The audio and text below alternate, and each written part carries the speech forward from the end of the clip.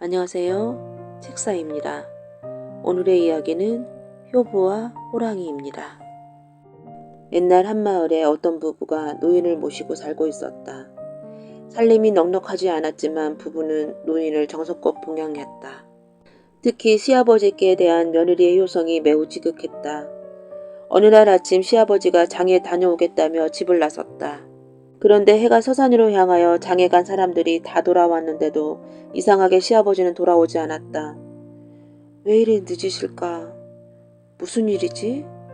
계속 집 밖에 나와 시아버지를 기다리던 며느리는 해질 무렵이 되어 날이 어두워지자 더 이상 집에서 기다리지 못하고 아기를 들쳐본 채 시아버지 마중을 나섰다. 마침 남편이 어디를 다니러 가서 집에 없는 터였다. 며느리가 마중을 나서서 한참 길을 갔지만 시아버지 모습은 보이지 않았다. 한 걸음 한 걸음 가다 보니 어느새 고갯마루에 이르렀다. 며느리는 잠시 멍설이다가 아기를 업은 채로 험한 고갯길을 더듬어 올라가기 시작했다. 어두워져서 인적이 끊긴 고갯길을 더듬더듬 찾아 올라가던 여인은 그만 깜짝 놀라서 멈춰 섰다. 저만치 앞쪽에 퍼런 불빛이 두 개가 번쩍거리고 있었다.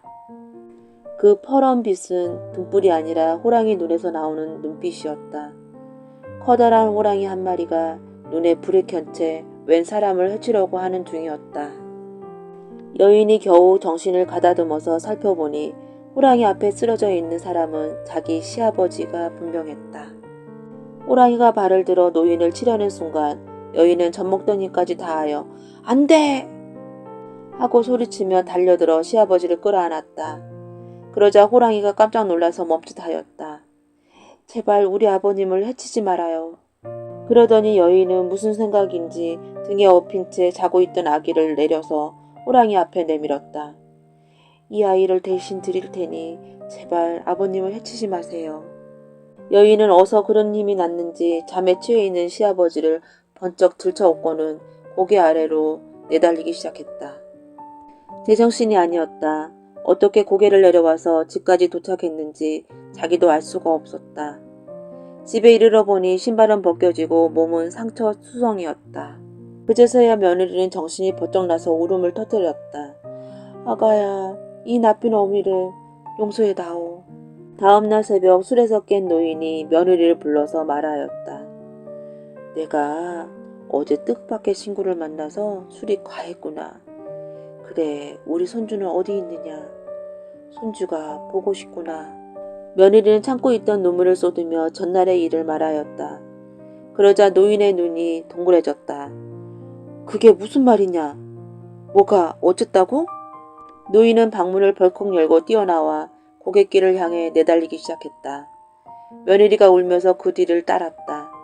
아버님, 몸을 상했습니다. 그만두세요. 어느새 두 사람은 전날에 그 장소에 이르렀다. 그러나 호랑이와 아기가 여태 거기에 있을 리가 없었다.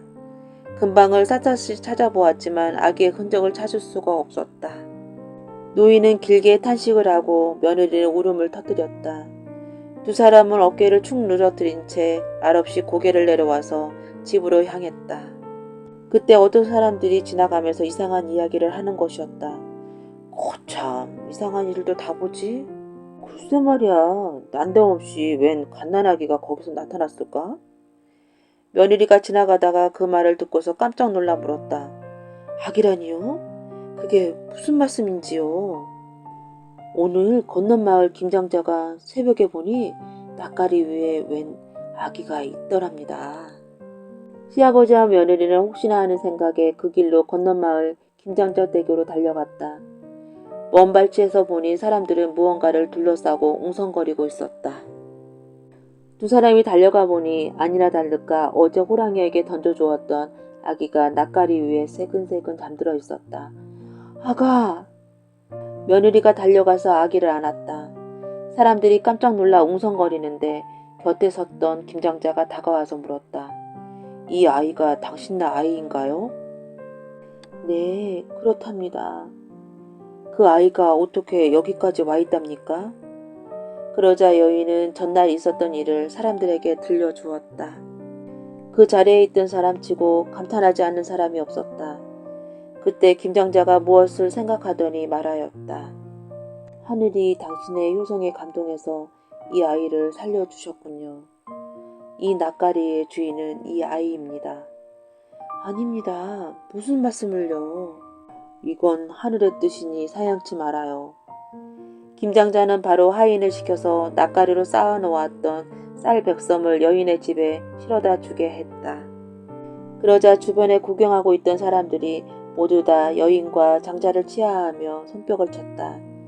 시아버지가 나서서 눈물을 흘리며 감사했다. 그 후 여인은 장자 집에서 받아온 곡식을 잘 간수해서 집안 살림을 일으켜 시아버지와 남편을 잘 봉양하며 살았다고 한다. 그리고 그때 죽을 뻔했던 아이는 뒷날 씩씩하게 성장해서 훌륭한 장군이 되었다고 한다.